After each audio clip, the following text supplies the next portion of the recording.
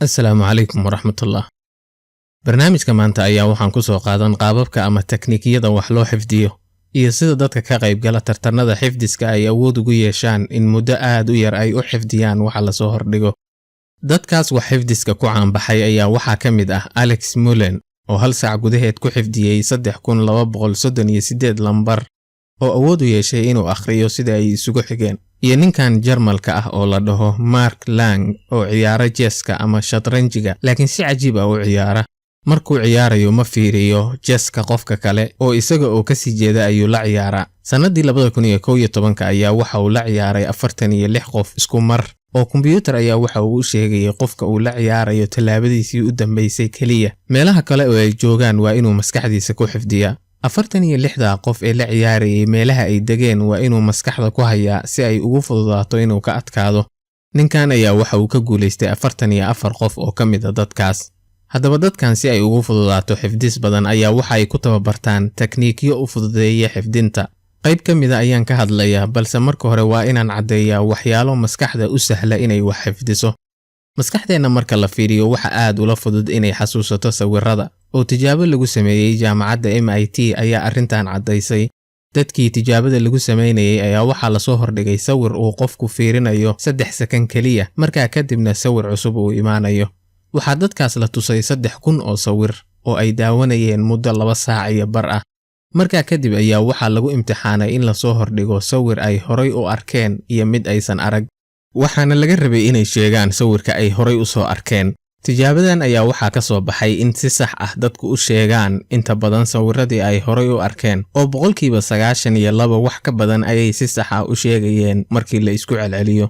Tijaabadan iyo kuwa la mid ah ayaa waxay caddaysay in maskaxda ay u fududahay xasuusta muuqaalada. Waa waxa keenay in qof aad horay u aragtay ay adag tahay inaad muuqaalkiisa ilowdid, laakiin ay dhici karto inaad si fudud magaciisa ku ilowdid. Arrin kale oo xasuusta fududaysa ayaa waxay tahay shaygu inuu ka duwan yahay waxyaalaha kale. Tusaale ahaan haddii lagu weydiiyo waa maxay bisha ugu fudud ee aad garan karto inta maalmood ay ka kooban tahay, waxa ay u badan tahay inaad tiraahdid bisha 2 ama Febraayo. Maadaama inta ay ku dhamaato ay ka duwan tahay bilaha kale oo inta badan 28 maalmood ay ka kooban tahay, 4 sanana mar ay 29 ku dhamaato. Halka bilaha kale ay adag tahay in la xasuusto inta ay ku dhamaadaan maadaama ay isku dhow yihiin oo 30 ama 31 ay ku dhamaadaan. Arrin kale oo tijaabo lagu soo helay ayaa ahayd in dad la soo hordhigay sawirka nin. Qaybtood ayaa waxaa loo sheegay in ninkaas magaciisu yahay Baker. Qaybtii kalena waxaa loo sheegay in ninkaas shaqadiisu ay tahay Baker oo ah dadka duba roodhiga iyo keega. Labada qolaba waxaa loo sheegay wax si isku mid ah loo qoro, marna magaciisu yahay Baker, marna shaqadiisu tahay Baker. Dhowr maalmood kadib ayaa dadkii la soo hordhigay sawirkii oo la weydiiyay ninkaas waxa uu ahaa. Dadkii loo sheegay shaqada ninka ayaa waxay awood u yeesheen inay xasuustaan shaqadiisu inay Baker ahayd ama roodhile, halka dadkii loo sheegay magaciisu inuu yahay Bakerna qayb badani ay ilaaween.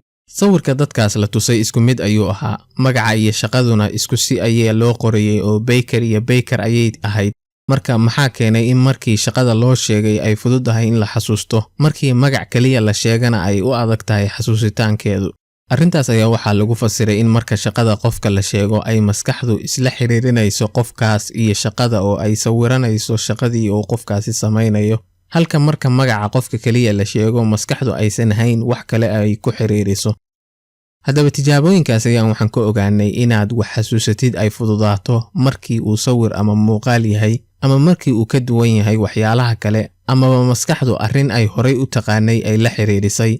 Marka tekniikiyada wax loo xifdiyo ayaa waxa ay ka faa'iideystaan arrimahaas maskaxda u fududeeya inay wax xasuusato. Haddaan u soo gudbo qaababka wax loo xifdiyo ayaa ah kuwa aad u fara badan, laakiin waxaan maanta ka hadli doonaa 2 ka mid ah. Tan koowaad ayaa waxaa la dhahaa numeric peg system, waxayna u baahan tahay practice yar ah inuu qofku sameeyo. Systemkan ayaa nambaradii waxa loo bedelaa sawir ama muuqaal si ay maskaxdu ugu fududaato inay soo xasuusato. Marka 10ka nambar ee u horeeya ee 1 ilaa 10 aan ku xiriirino sawir.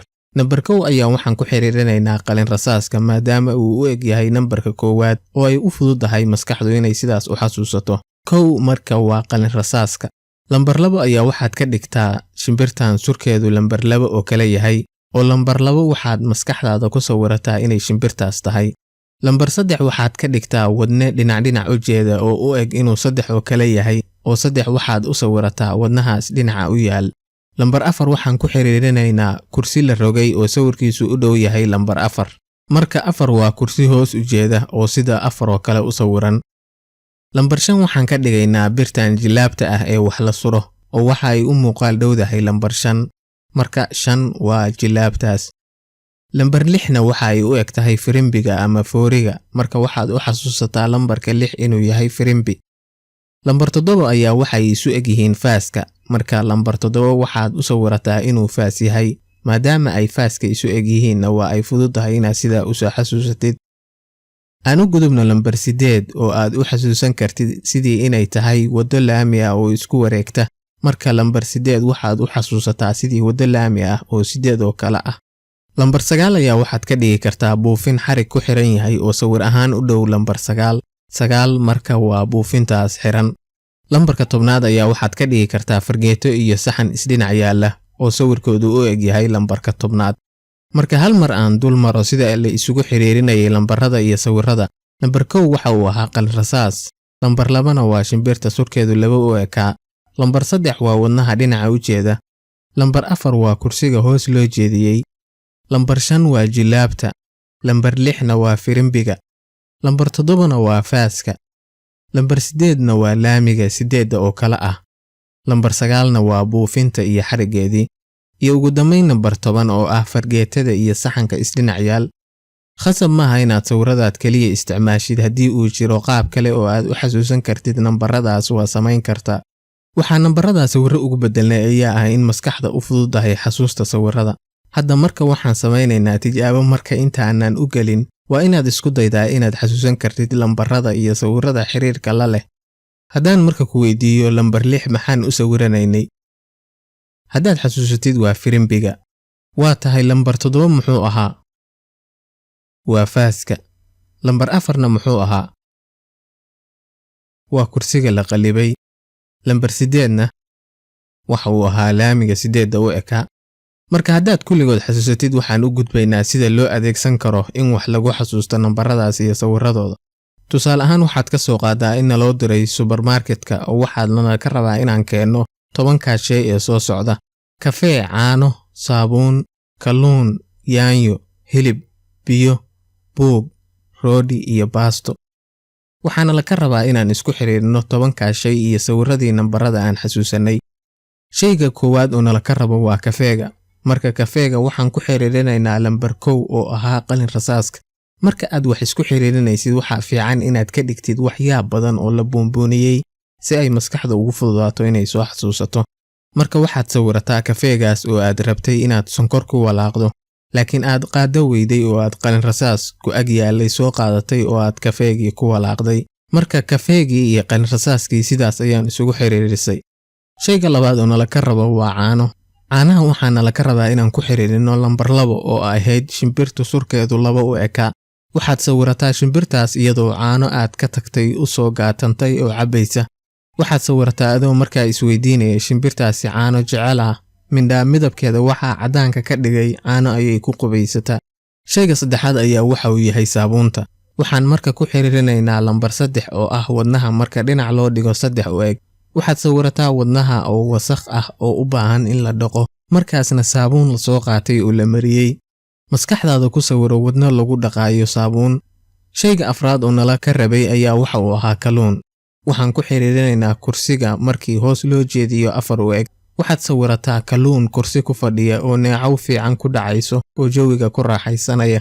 Shayga shanaad oo nala ka rabay ayaa waxa uu ahaa yaanyada. Waxaan la xiriirinaynaa jilaabta nambar 5 u eg. Waxaad sawirataa inaad jilaab ku tuurtay badda oo meeshii kalluun ay soo qaban lahayd ay soo qabatay yaanyo badda hoosteeda ka baxda. Shayga lixaadna waxa uu ahaa hilibka. Waxaan ku xiriirinaynaa firimbiga oo lambar 6 u eg.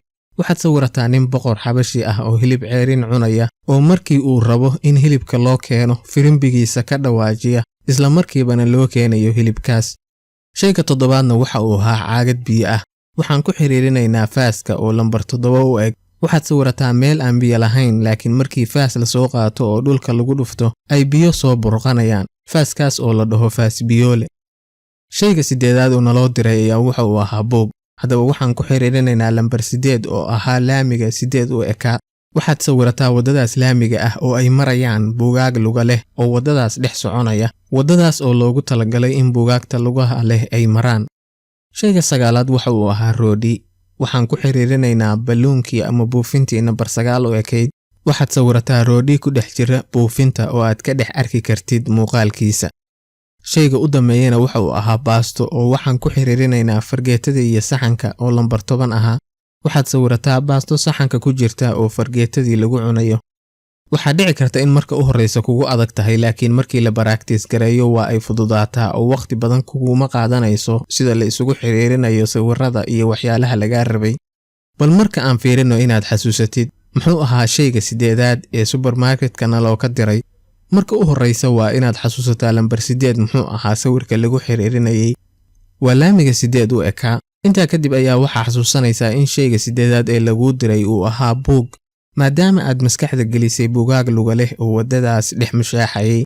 Su'aal kale, muxuu ahaa shaygii 1aad ee lagu diray? Waxaa lagu bedelaa qalin rasaas. Markaa kadib ayaad xasuusan in shaygaasi ahaa kafee, maadaama aad maskaxda gelisay adoo qaado la'aan kugu dhacday oo qalin rasaaskii ku walaaqaya kafeega. Isku day inaad soo xasuusatid 10kii shay oo dhan. Tekniigan ayaa la sii ballaarin karaa oo laga dhigi karaa ilaa 20 iyo wax ka badan. Tusaale ahaan 11 ilaa 20 ayaa waxaa laga dhigi karaa isla 1 ilaa 10 oo lagu daray kaliya oliyo madow. Oo markaad rabtid inaad soo xasuusatid 11, waxaad ku xiriirinaysaa qalin rasaas iyo oliyo madow. Markaas ayaa waxaad ku lifaaqaysaa shaygii aad rabtid inaad xasuusatid. Tekniiga labaad oo aan si kooban u dul marayo ayaa waxaa la dhahaa memory palace ama method of loci. Waxaa la sameeyaa in meel aad taqaanid oo gurigaaga oo kala ah aad soo qaadatid oo aad u qaybisid meelo kala duwan. Waxyaalihii aad xifdinaysay aad sawiratid iyagoo meelahaas yaala. Tusaale ahaan gurigu hadduu kaabad leeyahay iyo albaabka iyo layrka iyo armaajada iyo haddii kuraas taalo iyo qolalka kala gedisan waxyaalaha yaal oo aad maskaxdaada ka garan kartid, ayaa waxaad ku xiriirinaysaa waxyaalaha aad rabtid inaad xasuusatid. Tusaale ahaan waxaa rabtaa 10kii shay oo aan hadaaye ka soo hadalnay inaad xasuusatid. Waxaad sawiranaysaa kafee yaal kaabada oo qaybi halkaas ku daadatay.